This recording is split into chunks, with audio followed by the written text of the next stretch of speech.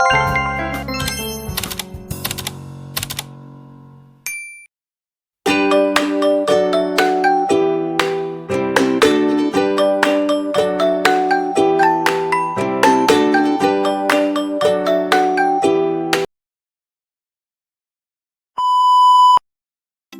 teman-teman semua. Jadi di sini saya akan menjelaskan tentang pengertian dari KTI atau karya tulis ilmiah.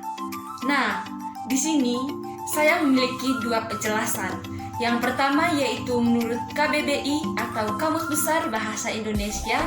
Kemudian yang kedua yaitu menurut para ahli. Yang pertama menurut KBBI. KBBI mengatakan bahwa karya tulis ilmiah merupakan karya tulis yang dibuat berdasarkan prinsip-prinsip ilmiah. Nah, prinsip-prinsip ini sendiri biasanya didapatkan berdasarkan fakta dan juga data yang ada. Kemudian, fakta dan data ini didapatkan melalui observasi, kemudian eksperimen, dan juga kajian pustaka. Kemudian yang kedua yaitu menurut para ahli. Yang pertama yaitu menurut Brotowijoyo. Brotowijoyo mengatakan bahwa karya ilmiah merupakan karangan ilmu pengetahuan yang menampilkan fakta dan dibuat dengan metodologi penelitian yang baik dan benar. Kemudian yang kedua menurut Jones. Jones mengatakan bahwa karya ilmiah merupakan karangan ilmiah yang ditunjukkan untuk masyarakat tertentu ataupun profesional yang biasanya bersifat karya ilmiah. Jadi, dapat disimpulkan bahwa karya ilmiah merupakan tulisan yang dibuat untuk memecahkan suatu permasalahan dengan landasan teori dan metode-metode ilmiah yang berdasarkan dengan cara berpikir yang sistematis dan juga logis, serta berdasarkan data dan juga fakta yang ada maupun yang didapatkan. Kemudian, KTI ini sendiri terbagi atas 3 jenis. Yang pertama yaitu makalah, kemudian yang kedua yaitu artikel, dan yang terakhir atau yang ketiga yaitu skripsi. Yang pertama yaitu makalah. Makalah merupakan karya ilmiah yang menyajikan sebuah masalah yang dalam penyelesaiannya mengandalkan berbagai macam data yang ada atau yang didapatkan di lapangan.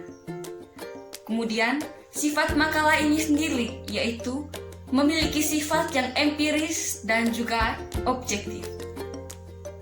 Nah, yang kedua yaitu artikel. Dalam sudut pandang jurnalistik, artikel merupakan karya ilmiah yang membuat pendapat subjektif dari si pembuatnya atau si penulis, di mana pendapat ini biasanya mengenai suatu peristiwa ataupun masalah-masalah tertentu. Kemudian, di sini adapun dari sudut pandang ilmiah. Dalam sudut pandang ilmiah mengatakan bahwa artikel merupakan karya yang sengaja dirancang untuk dimuatkan dalam suatu jurnal ataupun kumpulan-kumpulan artikel yang dibuat dengan memperhatikan kaidah penulisan ilmiah dan mengikuti pedoman ilmiah yang berlaku. Nah, artikel ini sendiri terbagi atas 2 jenis. Yang pertama yaitu non-penelitian dan yang kedua yaitu penelitian. Nah, kedua jenis ini sendiri dibagi ataupun dibedakan menurut strukturnya. Kemudian yang terakhir yaitu skripsi. Skripsi merupakan karya ilmiah yang dibuat oleh mahasiswa untuk bisa mendapatkan gelar S1 atau sarjana. Kemudian, skripsi ini memuat tulisan yang berisi tentang pendapat penulis dengan mengacu ataupun dibuat berdasarkan teori yang telah diterbitkan sebelumnya. Kemudian, saya akan menjelaskan tentang struktur dari karya tulis ilmiah. Yang pertama yaitu judul.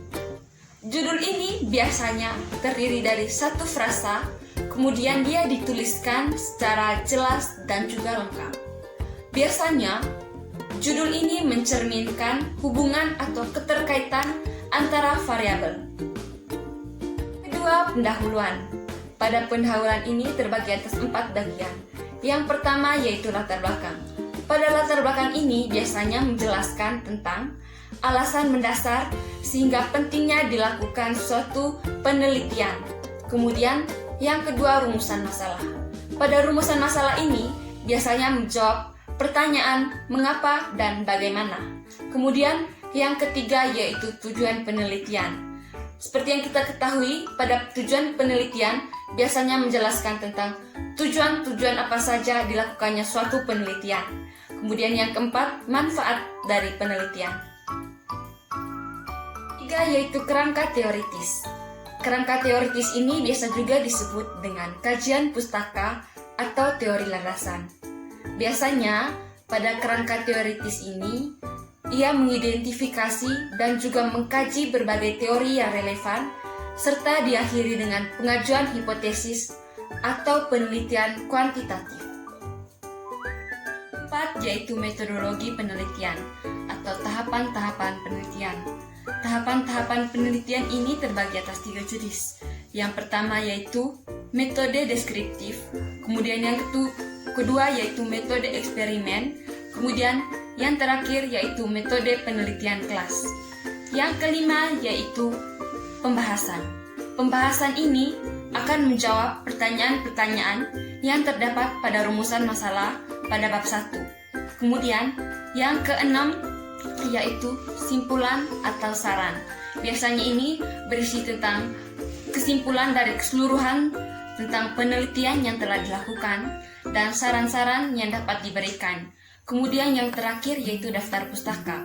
Daftar pustaka di sini akan dikajikan tentang sumber-sumber yang digunakan untuk penelitian tersebut. Kemudian di sini ada kaidah kebahasaan dari karya tulis ilmiah.